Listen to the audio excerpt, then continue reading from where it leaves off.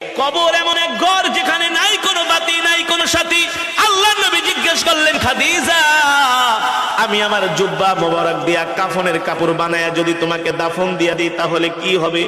আম্মা জান খাদিজা বলে, গো আল্লাহর নবী, যদি আমি কোনো কারণে জাহান্নামী হয়ে যাই, আপনার জুব্বা মোবারক আমার শরীরে লাগার কারণে, থাকার কারণে জাহান্নামের আগুনের এত বড় সাহস নাই। রহমাতুল লিল আলামিনের জুব্বা মোবারকে জাহান্নামের আগুন লাগবে, ঠিক কিনা বলেন? আল্লাহু আকবার।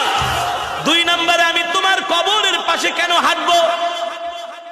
আম্মা জান ডাক দিয়া বলে, গো আল্লাহর নবী, কবরের মাটি যদি আমাকে এক পাশ থেকে আরেক পাশে চাপা দেয়, আপনার পা মোবারক যদি কবরের পাশে লাগে, মাটির পাশে লাগে, ওই মাটির এত বড় সাহস নাই আল্লাহর নবীর পা মোবারকের জায়গা ভেদ করে এক পাশের মাটি আরেক পাশে এসে খাদিজাকে চাপা দিবে, ঠিক কিনা বলি?